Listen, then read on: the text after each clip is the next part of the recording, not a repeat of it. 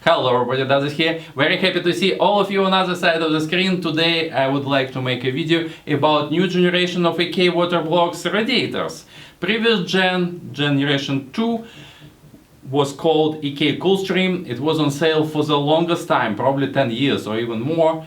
It was a very basic offering, 3 thicknesses with all standard sizes. No cross flow, no colored versions. So a lot of people complained for a long time to EK water blocks that, hey guys, can you at least add like cross flow radiators?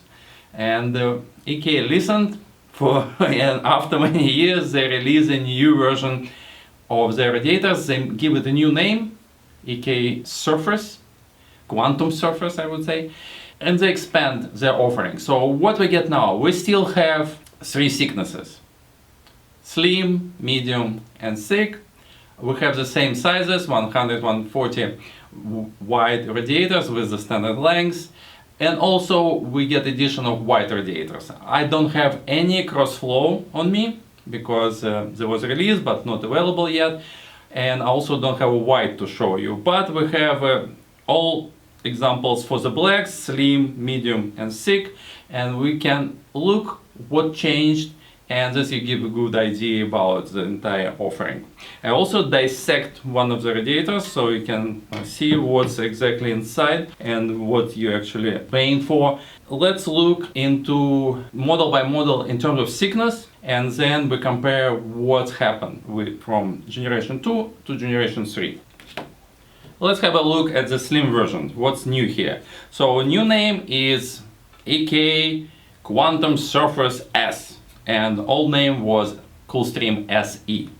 So those models both basically match, very similar. It's XE, but nevertheless. So the old model was all black shroud around the standard core radiator, like you can see right there. Here we have a two-tone shroud. So we have steel panels on the long side, and we have aluminum type of panels on the shorter sides.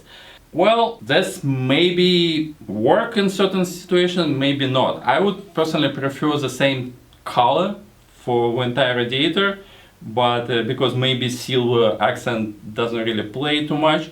But I'm pretty sure that a lot of people will love the design, so it's all individual. The major improvement from SE model is the fact that finally, in 2022, for God's sake, it's now foolproof. So the location of the screw holes is not above flat pipes. Believe it or not, but still, at least once a year or twice a year, I have customers who drive the screws straight through the radiator flat pipe, leaked, try to RMA, but obviously, sorry, if you're stupid enough, so you can damage. This one you can't damage anymore. You can drive the screw all the way and pop out another side. All you do, you will bend fins, but you don't punch the radiator itself, so it will not leak. So this is probably the number one, the biggest improvement and change for this particular model.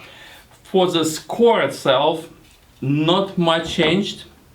It's still the same materials. So the fins is copper, pipes is copper, end caps is brass.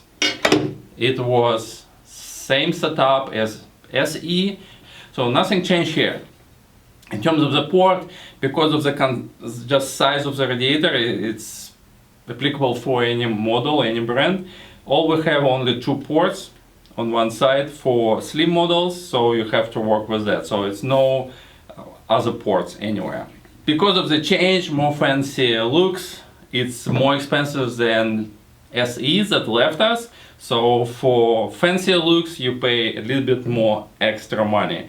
Also, it's minor thing, maybe make play, maybe not, because of the, I guess, the design of new design of the shroud.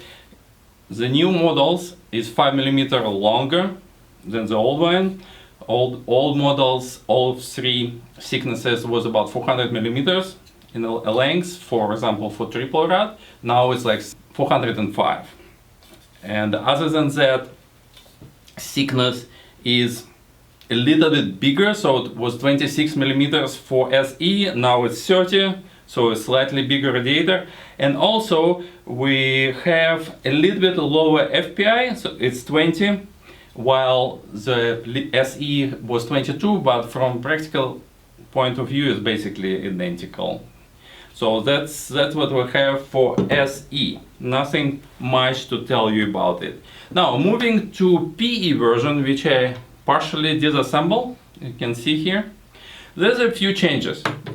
First of all, PE model that almost left us, we still have a few. DOS mode was one of the probably most popular radiator in the K lineup. So we always have a lot and still have a few. So that model was different from SE and XE models and probably was manufactured in different place. First of all, it was foolproof. You can't punch PE model because location of the screws was not above the flat pipes. Second, it has a very dense double row fins, which was very different and was most dense radiator out of all models that EK offered. So it was pretty popular. I didn't like very high density fins because while radiator with high density fins maybe a little bit more working better than, let's say, low density fins in the beginning, but what's happening on practice, high density fins make basically work like a filter and they attract a lot of dirt and dust. So as soon as your radiator became dirty, all advantages go away and they clog much faster than low density radiators. For that reason, I usually try to avoid such model for myself. So unless you constantly vacuum your computer, you might get a significant drop in performance if you use a high density radiator.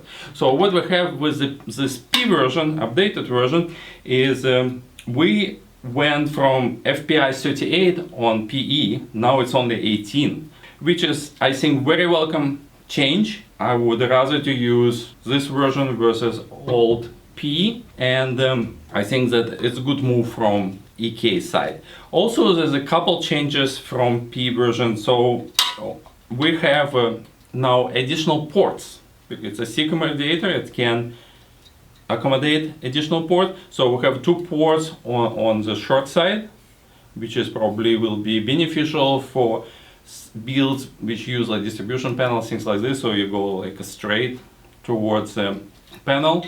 And there's also bleeding port on other short side, which is features that was on the market since forever, for 20 years, but it never was a part of EK lineup. So now they decide to add it. If you think to use it as X-flow, maybe not the best idea, because flow, you see the two ports, so the radiator basically essentially split in two halves. So water goes like this, turn into the tank, it goes back and exit. So if you use this port, you only essentially will use a half of radiator, which is not the smartest thing to do. So you lose a lot of working area, active area in radiator if you decide to use it as a cross flow. For that, better to wait until EK release a dedicated model.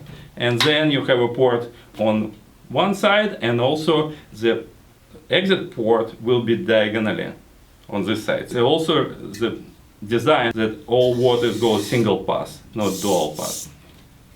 So that we'll have for P version. And finally, one thing that we have a slightly again bigger radiators size, bigger radiator size. We have a 38 millimeters for PE.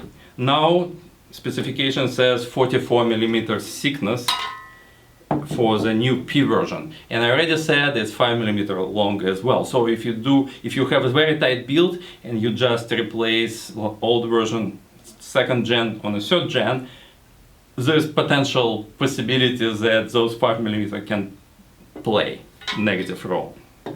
So watch about that. One thing that I would like to mention, that for the ports, that traditional two ports that we have both here and there, we still have those inserts that reduce the size of quarter G standard ports. The hole, it's actually smaller, so this is a restriction. But if you're using those ports on the side, then you can see there's no additional fancy insert, and this is a standard quarter G type of the port, and it will give you a little bit better flow, so keep in mind. So it's preferable to use those two ports than those two for slightly better performance, or potentially better performance. Now, moving to the final model, I don't have a triple version yet, so I will use double, and we can actually compare those two. Right there with old XE that left, and this is X that is replacing it. So what we have here as well, again, the biggest improvement that unlike P version, XE has the same design as SE, the slimmest one. So you can see, but basically the screw holes was right above the pipe, so good opportunity to punch it.